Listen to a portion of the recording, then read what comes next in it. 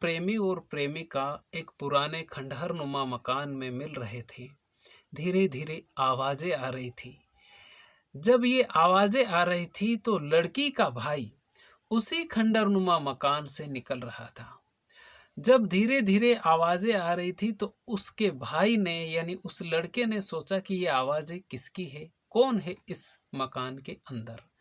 जैसे ही वो धीरे धीरे, क्योंकि आवाजें धीरे धीरे ही आ रही थी, तो ये भी धीरे धीरे चुपके से जाता है और देखता है कि उस वो जो आवाजें आ रही है उसमें कोई और नहीं बल्कि उसकी बहन है। और जो मंजर वो देखता है, जिस स्थिति में वो अपनी बहन को देखता है, वो देख नहीं पाता है। उसके बाद में उसके हाथ में एक कांच की बोतल आ जाती है और जो कहानी सामने आती है उससे बिहार का बिहटा जिला हिल जाता है। एक ऐसी सच्ची कहानी मैं आपको सुनाने जा रहा हूँ जिससे बिहार के बिहटा जिले के गांव में अभी भी मातम छाया हुआ है। नमस्कार, मेरा नाम है मोहन अहिरवार और आप देख रहे हैं खबर तमारी इंडिया का यूट्यूब चैनल। दोस्तों, आज की जो सच्ची कहानी है ये बिहार प्रदेश के बिहटा जिले के कुंजवा गांव की है। कुंजवा गांव में एक लड़का था जिसका नाम था अवनीश कुमार यादव।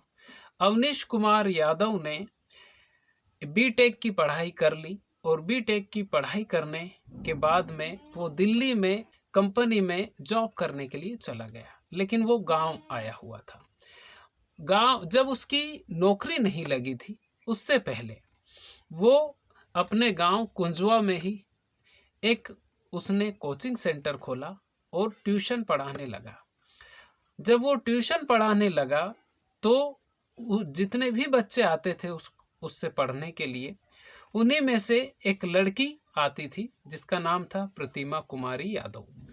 प्रतिमा कुमारी यादव उस वक्त 12वीं क्लास में वो पढ़ रही थी और 12वीं क्लास में ही वो ट्यूशन अवनीश कुमार यादव से पढ़ा करती थी।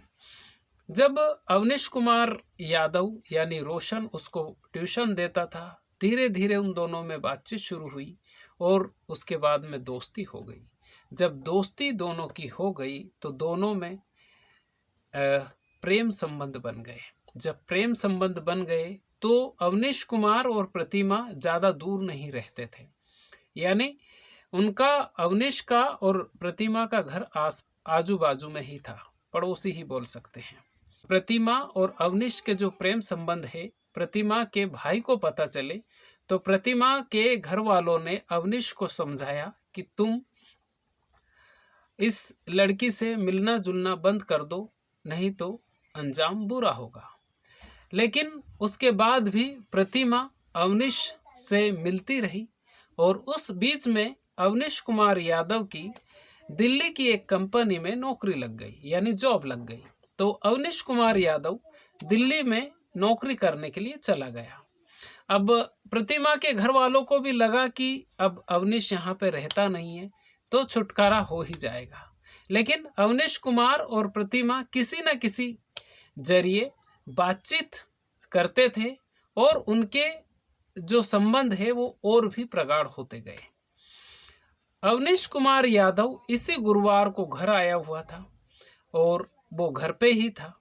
इसी बीच अवनीश कुमार यादव के पास किसी का फोन आता है और जब फोन आता है तो वो घर से बातचीत करते हुए अपने घर से, यानी मोबाइल पर उसका जो फोन है उसका मोबाइल वो कान में लगा हुआ था और बातचीत करते हुए वो घर से निकल जाता है।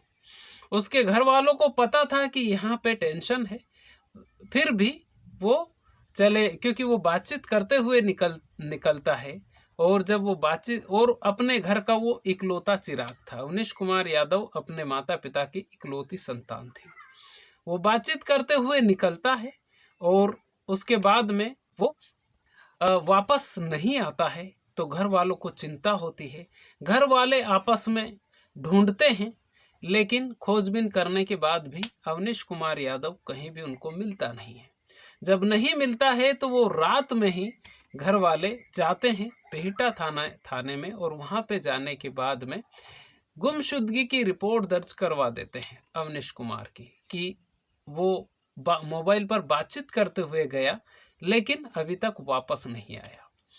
सुबह जब पता चलता है कि अवनीश कुमार और अभी आया नहीं है, और कोई देखता है वहाँ पे कि एक पुराने खंडहर नुमा मकान में दो यानी एक लड़का और एक लड़की की लाश पड़ी हुई है, और वो लड़का कोई और नहीं बल्कि अवनीश कुमार ही था।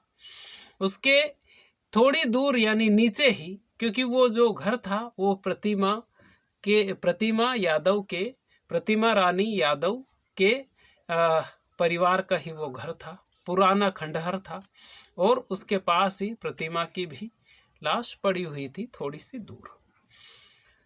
जब ये बात पता चलती है तो गांव वाले आते हैं, तुरंत सनसनी फैल जाती है। और आपको मालूम है इस ऐसे जो संबंध होते हैं उनके बारे में गांव में आसपास में चर्चा होती है, लेकिन जब कोई कांड हो जाता है तो तुरंत पता चल जाता है। इस ये जो खबर होती है तुरंत फैल जाती है, और गांव में फिर पुलिस को सूचना दी जाती है। पुलिस आती है, शव को कब्जे में लेती है, और शव को पहली नज़र में ही देखते हैं तो इतनी बेरहमी से उसका कत्ल किया। और वो जो कत्ल किया किसी ऐसे धारदार हथियार से नहीं बल्कि एक बोतल से किया गया था। वो बोतल भी बाजू में ही पड़ी हुई थी, कांच की एक बोतल से उसका कत्ल किया गया था। अब जो अवनीश कुमार यादव के जो घर वाले होते हैं, पहले तो शव को कब्जे में लेते हैं, पुलिस वाले लेकर जाते हैं। उसके बाद में अवनीश कुमार यादव के घर वालों से पूछते हैं कि आपको किसी पे शव, तो वो सीधा सा जाहिर करते हैं कि प्रतिमा का जो भाई है विशाल कुमार यादव, ये उसी का किया धरा है और उसी ने किया है। अब विशाल कुमार यादव की खोजबीन शुरू होती है, और खोजबीन जब शुरू होती है तो विशाल कुमार यादव को भी अरेस्ट कर लिया जाता है, वो भी पकड़ा जाता है। विशाल कुमार यादव से पूछताछ की जाती है कि तुमने तुम्हारी बहन और इस लड़के का कत्ल क्यों किया। तो वो कहानी बताता है कि इस लड़के को पहले भी समझा दिया था और ये लड़का समझा नहीं, और पहले से ही विशाल खुन्नस में था।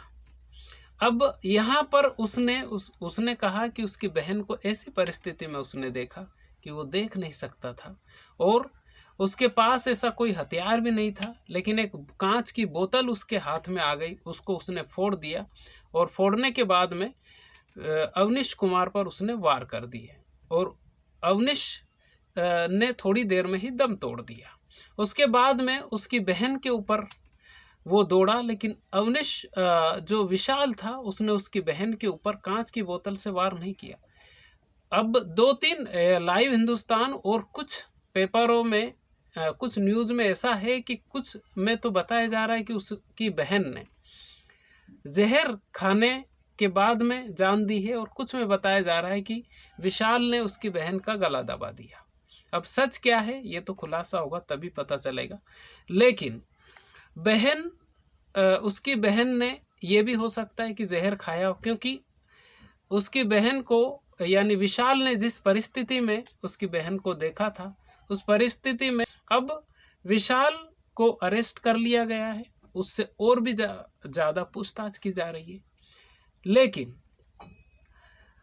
जो अवनीश कुमार यादव के जो घर वाले हैं उनके घर पे भी मातम है, विशाल के घर पे भी मातम है, और अवनीश कुमार अपने माता पिता का इकलौती संतान थी, इकलौता पुत्र था, और वो भी अब इस दुनिया में नहीं रहा है।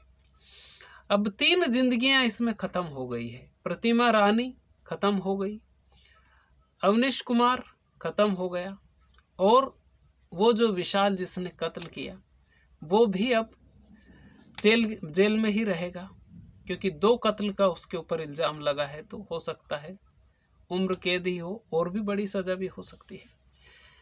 लेकिन ऐसे केस बहुत जगहों पर होते हैं, और भाई खुन्नस में ही रहता है अगर बहन किसी से प्यार करती है तो। लेकिन इसमें और भी अगर अवनीश कुमार चाहता तो और भी रास्ता कानून का सहारा ले सकता था। भाई वो अगर प्रेम ही कर रहा था, लड़की 18 साल की थी, वो कानून का सहारा लेकर शादी कर सकता था या फिर विशाल को मना सकता था।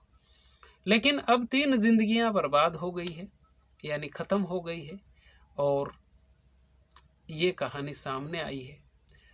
लेकिन दोस्तों, बहुत सारी जगहों पर ऐसे केस होते हैं और बहुत सारे रास्ते होते हैं इनके अलावा भी। चाहें अगर दिमाग लगाएं तो कानून का सहारा लेकर बहुत सारी चीज़ें हल हो जाती हैं। लेकिन इस कहानी को सुनाने का मकसद किसी के दिल को ठेस पहुंचाना नहीं, बल्कि आपको जागरूक करना है। ये वीडियो आपको कैसा लगा आप हमें कमेंट करके ज़रूर बताइए। चैनल पर पहली बार आए हैं तो चैनल को सब्सक्राइब जरूर कर लीजिए।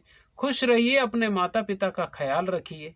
अगर आपके घर में आपके दादा दादी हो तो 24 घंटे में 1 घंटा आप उनके पास ज़रूर बैठिए, क्योंकि वो जो आपको नॉलेज दे सकते हैं, वो जो आपको संस्कार दे सकते हैं, दुनिया की कोई यूनिवर्सिटी, कोई स्कूल, कॉलेज ऐसे संस्कार नहीं दे सकते जैसे संस्कार हमारे घर के बड़े बुजुर्ग दे सकते हैं। तो खुश रहिए। बहुत बहुत धन्यवाद आपका।